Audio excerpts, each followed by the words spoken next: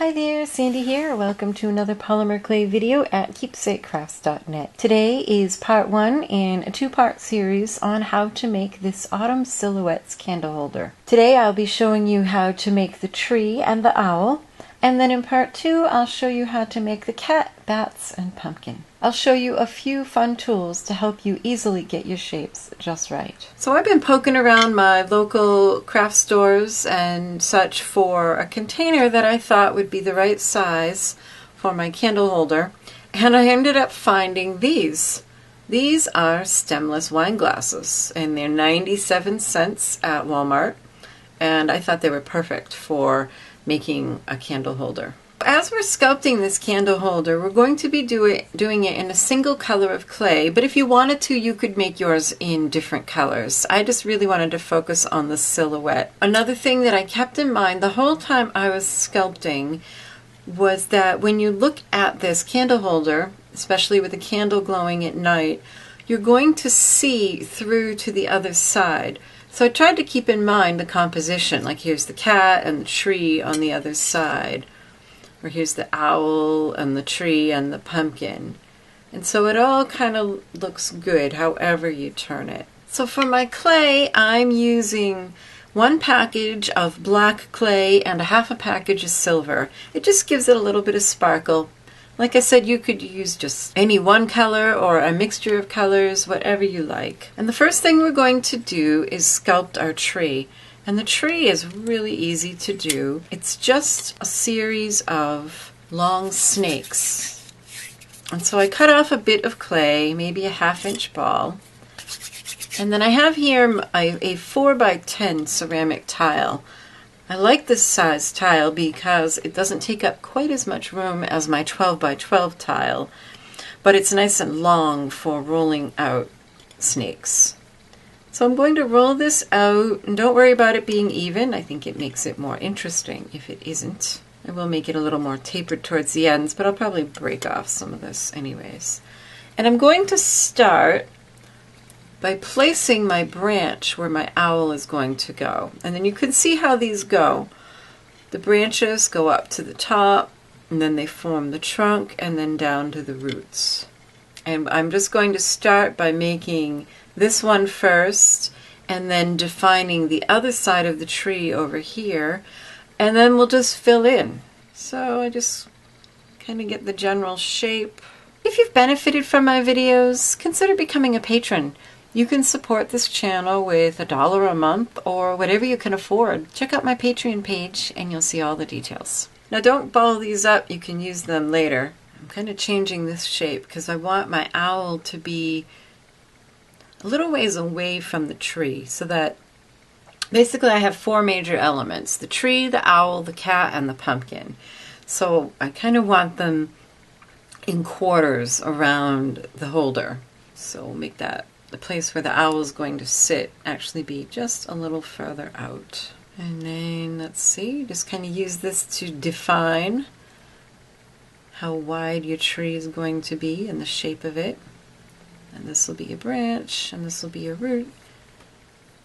And you can use a fingernail or a blade, kind of cut it at an angle, give it a little bit of roll to smooth that cut. And don't worry about this up here, you can cut all that off all at once when you're ready.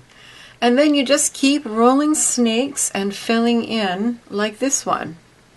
And then as you go along, you can take some of your leftover bits of snakes and add them. I added a few more in here and kind of made them squiggly so it looks like gnarly tree branches.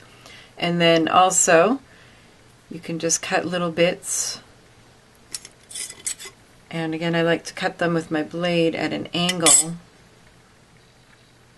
and just make little branches.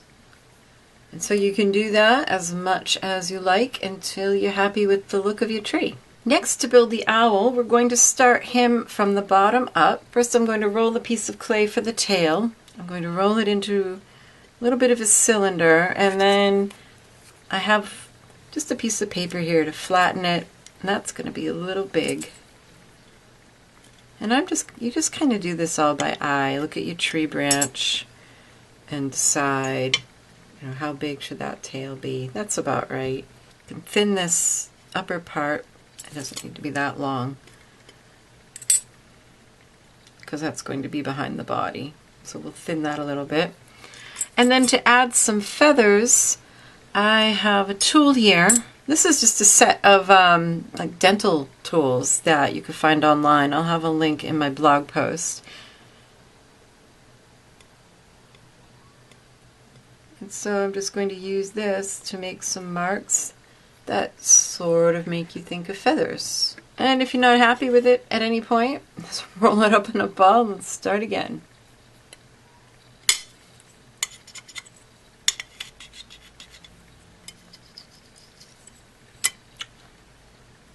And then you can pop that on the branch, just hanging over the branch a little bit. Take some more clay and roll an oval for his body. And again, flatten it out. Okay, so there's his body. And now I have another tool that I'm going to use to make feathers on his chest. And this is a leather stamping tool. And you don't have to do all this texture on him. Like I said, I'm mostly focusing on just having the silhouette, but this is my thing. I love adding texture. And so you can see we're just building our owl from the bottom up. And next to the wings, it's going to take two small pieces, try to make them pretty much equal. Roll them out into pointy bits, flatten them. I think I'm just going to do a few lines. And those are wings. So if you like this video, I hope that you'll be sure to give it a thumbs up and share and subscribe if you'd like to see more. I upload new tutorials on Tuesdays and Fridays. And if I feel like the shape isn't quite what I want, one thing when you're forming on glass, I love to just use my fingernail and just kind of press that into the shape I do want. So for the owl's head, you just take another ball of clay, flatten it out. You can make it a little bit more oval or round. It's up to you. And then for his ears, I'm just going to use a pinching motion with my thumb and index finger and just pull out. And to make his eyes, I have one of these little tiny Kemper cutters. That's a circle. And I'm just going to cut out his two eyes. And you want to kind of give it a twist to make sure it presses really well against the tile. Sometimes the plug will come out, sometimes it won't. If it doesn't come out, just gently lift it up with a blade and poke it out with a needle tool. And you can see my movements with the cutter open the other one a little bit more.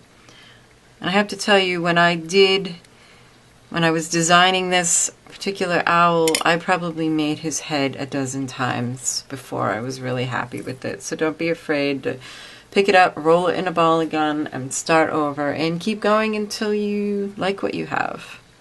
Once you're satisfied with the shape of your head, you want to take one of those little plugs that you cut out, roll it into a bit of a snake so you can cut it in half, remove one of the halves, and cut that remaining piece in half. Each of these roll into a little tiny ball and then place it right inside those eye cutouts, and that will give you a really great look. When the candle's behind it, you'll just see that little crescent of his eye glowing. And then just take another little piece and roll out a little pointed oval for his beak. Spend as much or as little time with this as you want. Add texture to him if you want. Oh, he's kind of cute, huh? And there's your owl. So if you're interested in the supplies I use, there's a link in the upper right and the description box to go to my blog post. Don't forget to subscribe if you haven't already, and check out my Patreon page to help support these videos. Be sure to check back next week for part 2 of this series, when I will show you how to sculpt the cat and the bats and the pumpkin. Here's another look at the project we made. I hope you enjoyed it. Happy creating. Thanks for watching. Bye-bye.